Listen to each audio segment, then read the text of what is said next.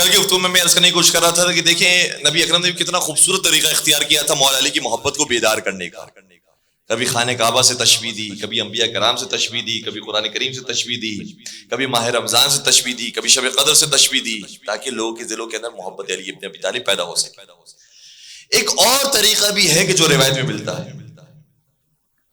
روایت اس طریقے سے کہ اسبق بن نباتہ مولا متقیان کی خدمت میں آتے ہیں اور مولا متقیان کی شب شہادت ہے، ضربت لگ چکی ہے. مولا نے ویسے منع کیا تھا کہ کوئی مجھ سے ملنے کے لیے نہ آئے. اسبق نے بہت اصرار کیا، امام حسن سے درخواست کی کہ آپ کے بابا کا ایک دیدار مجھے مل جائے. اسبق کو آنے کی اجازت نہیں لگی.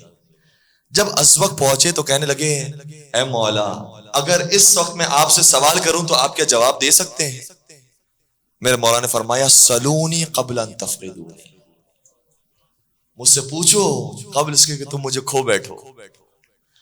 اسبق نے کہا کہ اے مولا مجھے کوئی جاتے جاتے حدیث رسول سنا دیجئے. اب کتنی ہی باتیں ہیں کہ جو میرے مولا نے ویسے اپنی زندگی بیان کی ہوگی، لیکن وقت آخر اتنا اہم پیغام ہے کہ جو مولا دے کر جانے والے.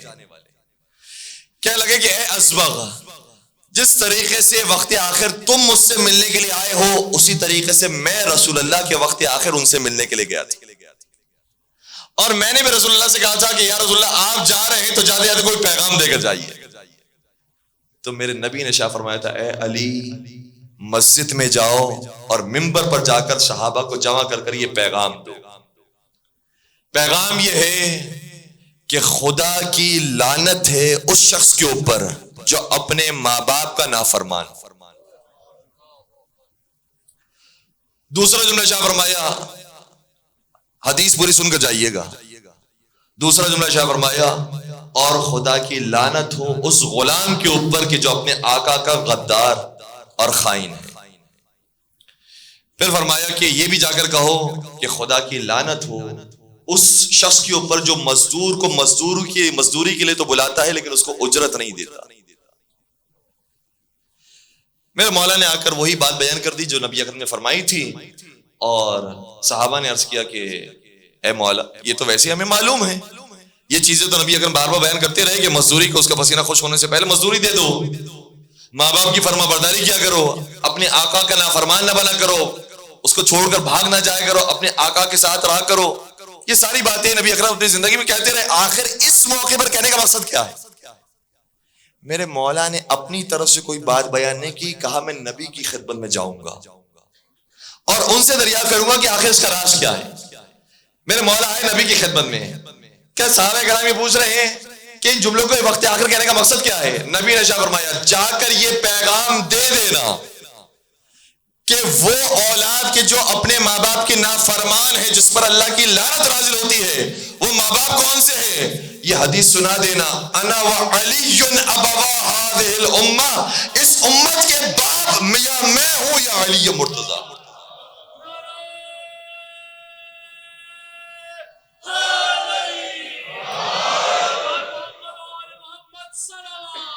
اللہم صلی علی محمد وعلی محمد.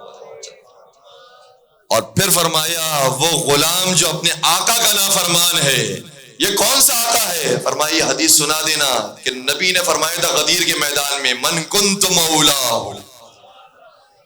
فہذا علی مولا، جس کا میں مولا ہوں اس کے علی مولا ہے. تو جو اپنے مولا کا غلام ہوتا ہے اسے چاہیے کہ اپنے مولا کی اطاعت کرے، ورنہ خدا کی لعنت اس پر نازل ہوتی ہے. اور آخری چیز بیان کی کہ مزدور کو اجرت دے دیا کرو. کہا یہ کوئی عام مزدور نہیں ہے، میں خود ہوں جس نے اگر تمہارے سامنے زحمتیں اٹھائی تھی، تکلیفیں اٹھائی تھی، محنت مشقت کی تھی، اور جاتے جاتے میں نے صرف یہ کہا تھا کہ قل لا اسألکم علیہ اجرا الا المودۃ فی القربى، میں تم سے اجر رسالت میں کچھ نہیں مانگتا ہوں سوائے یہ کہ میرے قربا سے محبت کرو.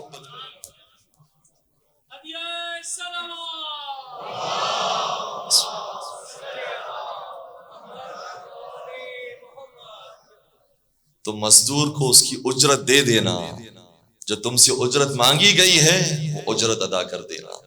کتنا پیارا انداز ہے نبی اکرم کا سمجھانے کا.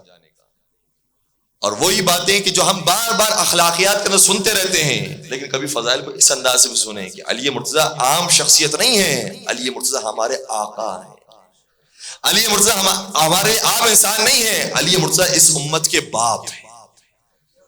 کبھی اولاد اپنے باپ کی نافرمانی نہیں کرتی۔ اور اسی طریقے سے نبی اکرم نے جاتے آتے صرف یہ چیز مانگی ہے کہ مجھے جو اجرت دینا چاہتے ہو یہ ہے کہ میرے قربا سے محبت اختیار کرو۔ ایک یہ انداز نظر آتا ہے